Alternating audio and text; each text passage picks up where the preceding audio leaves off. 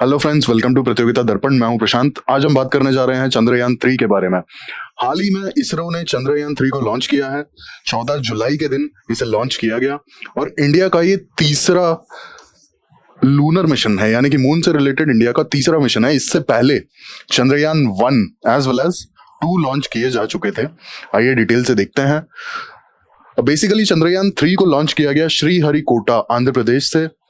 चंद्रयान 3 को LVM-3M4 mission भी नाम दिया गया, क्योंकि LVM-3 का ये चौथा मिशन है, लॉन्च व्हीकल है बेसिकली।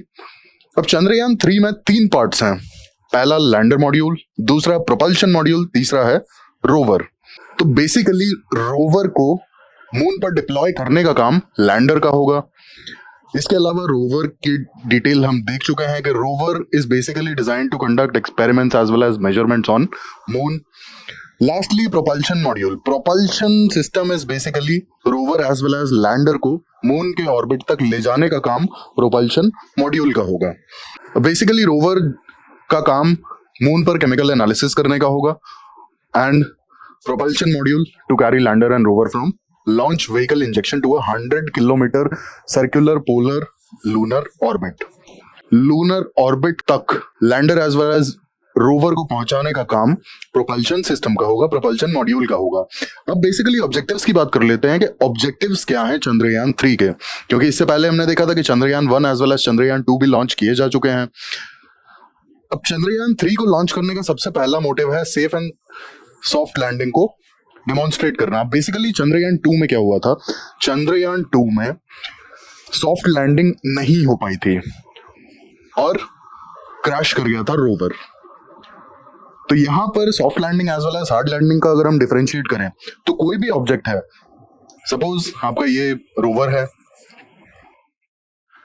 और ये एक लैंडर के अंदर है, तो बेसिकली लैंडर मून के सरफेस पे, इसे हम मून का सरफेस मान लेते हैं, मून के सरफेस पे कम से कम स्पीड के साथ में धीरे से आके लैंड कर जाएगा और अगर lander as well as rover को किसी तरह का डैमेज नहीं होगा वो होगा सॉफ्ट लैंडिंग। और अगर ये काफी स्पीड से आता है और लूनर सरफेस से क्रैश कर जाता है, rover as well as lander damage हो जाते हैं, तो ये होगा हार्ड लैंडिंग। तो बेसिकली चंद्रयान 3 का एक जो ऑब्जेक्टिव है वो सेफ सॉफ्ट लैंडिंग को डेमोन्स्ट्रेट करने का है, क्योंकि चंद्रयान 2 के केस में एक क्रैश लैंडिंग हो गई थी और जो रोवर था वो डैमेज हो गया था। Then to demonstrate rover roving on the moon, यानी कि रोवर वहां जा करके और अपना काम कर सकता है, इस चीज को भी डेमोन्स्ट्रेट करने के लिए चंद्रयान 3 का एक ऑब्जेक्टिव है। अब बेसिकली चंद्रयान 3 भी एक अनमैन्ड एयरक्राफ्ट है। चंद्रयान 2 क्रैश लैंड कर गया था, हालांकि रोवर उसमें भी था, बट वो मिशन सक्सेस नहीं हो पाया था। और चंद्रयान 1 जो इसरो का सबसे पहला मिशन था, वो हालांकि डेलिबरेट क्रैश लैंडिंग करवाई गई थी। अब तीसरा ऑब्जेक्टिव की अगर हम बात करें तो to conduct in situ scientific experiment, in situ as in on the moon itself scientific experiments. हम डिटेल में देखेंगे कौन से साइंटिफिक एक्सपेरिमेंट्स और क्या बेनिफिट होगा इनका। चंद्रयान 2 के एक्सीडेंट को ध्यान में रखते हुए लैंडर, जो चंद्रयान 3 का लैंडर है, बेसिकली काफी एडवांस्ड टेक्नोलॉजी से लेस है। इसमें तरह तरह के काफी advanced altimeters, velocimeters as well as hazard detection system भी लगाया गया है। अब चैलेंजेस की अगर हम बात करें तो जैसा कि हम जानते हैं कि Chandrayaan 3 basically lunar south pole के लिए बनाया गया है और उसका टारगेट है कि लूनर साउथ पोल, यानी कि मून का जो साउथ पोल है, उसे एक्सप्लोर करना। चंद्रयान 2 का भी यही प्लान था, यही ऑब्जेक्टिव था, जो कि फुलफिल नहीं हो पाया और एक एक्सीडेंट होता है, क्रैश लैंडिंग होती है। बट चंद्रयान 3 के केस में चंद्रयान 2 के जो एक्सीडेंट्स थे और जो कुछ कमियां थी उन्हें ध्यान में रखते हुए चंद्रयान 3 को बनाया गया। एज वेल एज लैंडर में काफी सारे इंप्रूवमेंट्स ऐड किए गए। अब हम बात कर लेते हैं कि क्या चैलेंजेस हैं बेसिकली लूनर साउथ पोल पे लैंड करने के। तो यहाँ पे एक सबसे बड़ा प्रॉब्लम आता है कि लूनर साउथ पोल का जो टेरेन है ना, वो काफी ज्यादा अनइवन है और काफी बड़े बड़े क्रेटर्स भी हैं लूनर साउथ पोल पर। तो टेरेन का बहुत बड़ा इशू आता है, क्योंकि अभी तक जितनी लैंडिंग्स हुई हैं बेसिकली ये जो इक्वेटर है ना, लूनर मतलब मून का बेसिकली जो इक्वेटर है लूनर सरफेस का, वहीं पर मेजॉरिटी लैंडिंग वहां पर हुई है और साउथ पोल पे ये काफी बड़ा इशू आता है टेरेन का। क्योंकि टेरेन काफी ज्यादा अनइवन है, काफी रफ है। इसके बाद एक्सट्रीम टेम्परेचर्स, क्योंकि यहाँ पर सनलाइट बिल्कुल भी नहीं है इसलिए टेम्परेचर बहुत ज्यादा एक्सट्रीम है। Then no sunlight. अब सनलाइट ना होना एक बहुत बड़ा इशू हो जाता है, क्योंकि जो सोलर पावर्ड इक्विपमेंट्स हैं वो फंक्शन नहीं कर पाते ठीक से कई बार। अब ऑब्वियसली बात है कि हम बिजली कहाँ से लेकर आएंगे अगर हम स्पेस में हैं तो मेजॉरिटी इक्विपमेंट्स कई बार होता है सोलर पावर पे डिपेंड करते हैं। तो ये 3 चैलेंजेस हैं। इसके अलावा लैंडिंग में एक और चैलेंज आता है। जो लैंडिंग का सबसे बड़ा चैलेंज है वो ये है कि लूनर सरफेस पे काफी ज्यादा डस्ट होती है, और सॉफ्ट लैंडिंग जब हो रही होती है ना तो ये डस्ट उड़ने लगती है। तो इस केस में कई बार क्या होता है कि कंप्यूटर्स काफी फॉल्टी रीडिंग्स ले लेते हैं, और वो फॉल्टी रीडिंग्स की वजह से प्रॉपर लैंडिंग नहीं हो पाती। दूसरा जो सबसे बड़ा प्रॉब्लम है लैंडिंग का वो ये है कि मून पर काफी थिन एटमॉस्फेयर है, काफी थिन एनवायरनमेंट है, तो जो फ्रिक्शन है ना एयर की वजह से वो मिनिमल हो जाता है। अर्थ पे क्या होता है ना, अर्थ पे ये जो एयर फ्रिक्शन है ये बहुत ज्यादा हाई है, इसलिए सॉफ्ट लैंडिंग में एटमॉस्फेरिक हेल्प काफी ज्यादा मिल जाती है। बट मून के केस में ये चीज पॉसिबल नहीं हो पाती क्योंकि एटमॉस्फेयर काफी ज्यादा थिन है। तो ये इश्यूज देखे हमने लैंडिंग के as well as south pole के क्या इश्यूज हैं। अब हम मेन बात कर लेते हैं कि इसरो साउथ पोल पे क्यों लैंड करना चाहता है।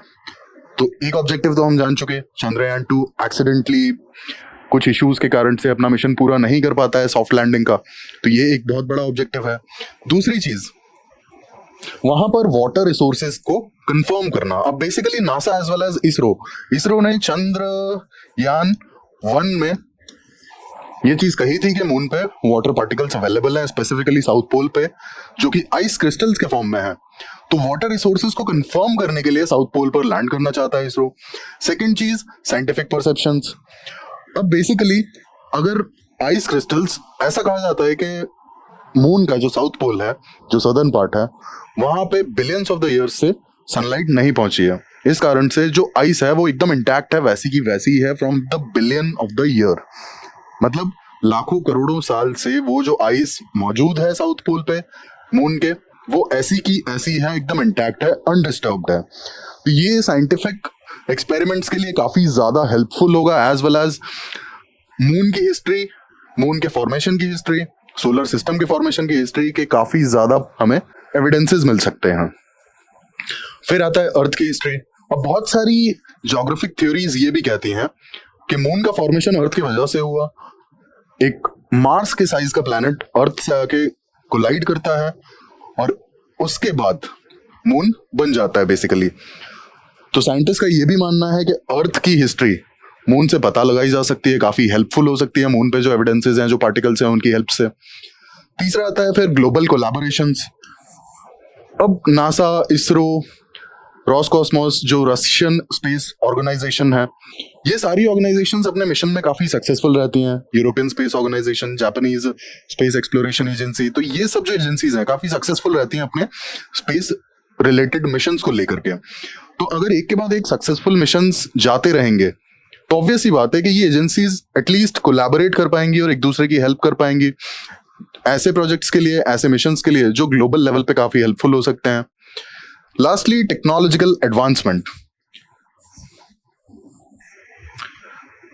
अब सॉफ्ट लैंडिंग अगर प्रॉपरली हो जाती है और अगर हमें मून पे हमारे मिशंस सक्सेसफुल होते चले जाते हैं तो फ्यूचर के लिए हमारे पास जो टेक्नोलॉजीज होंगी ना उसमें इंप्रूवमेंट किए जा सकेंगे। अभी तो यही चल रहा है कि सॉफ्ट लैंडिंग की टेक्नोलॉजीज हर एक कंट्री के पास में नहीं है। अब अगर इंडिया होपफुली चंद्रयान 3 में सक्सेसफुल होगा and it will make India only a 4th country to make a soft landing on moon. इससे पहले सिर्फ और सिर्फ 3 ही कंट्रीज ने किया है सॉफ्ट लैंडिंग मून पे। First USA, USSR and China. China ने तो रिसेंटली किया है 2020 में। तो India will B 4th country. अगर चंद्रयान सक्सेसफुल होता है then India will be a 4th country to make successful soft landing on moon. तो बेसिकली टेक्नोलॉजिकल एडवांसमेंट में भी ये काफी ज्यादा इंपॉर्टेंट होगा चंद्रयान मिशन। रीजन बीइंग हम सॉफ्ट लैंडिंग आज कर पाएंगे, कल अगर हम मैंड मिशन भेजना चाहेंगे तो उसके लिए भी काफी हेल्पफुल होगा ये। And as I told you landing के बहुत सारे इश्यूज होते हैं मून पे, तो इस कारण से हमें एक सॉर्टेड टेक्नोलॉजी, एक डिफाइंड टेक्नोलॉजी चाहिए जो कि एकदम श्योर शॉट हो कि हाँ सॉफ्ट लैंडिंग के लिए काफी ज्यादा हेल्पफुल है। रीजन अर्थ से बैठ के कम्युनिकेट करना और वहां पे कंप्यूटर्स को ऑपरेट करना मून पे काफी टफ टास्क हो जाता है, इसलिए कंप्यूटर्स को खुद डिसीजन लेने पड़ते हैं। ऐसे केस में हम एस्ट्रोनॉट्स को नहीं भेज सकते जब तक हमारे पास एक सॉर्टेड सी टेक्नोलॉजी ना हो जो कि सॉफ्ट लैंडिंग के लिए काफी ज्यादा एफिशिएंट हो। तो टेक्नोलॉजिकल एडवांसमेंट में भी काफी ज्यादा हेल्प मिलेगी अगर साउथ पोल पे हमारी प्रॉपर लैंडिंग हो जाती है। तो ये हमने बात की चंद्रयान-3 के बारे में, जो कि ऑलरेडी श्रीहरिकोटा से लॉन्च किया जा चुका है। एंड हमें होपफुल रहना चाहिए कि इस बार हम चांद पे सॉफ्ट लैंडिंग करके ही रहेंगे। ऐसे इन्फॉर्मेटिव वीडियोस के लिए हमारे साथ जुड़े रहिए। Thank you, thanks for watching.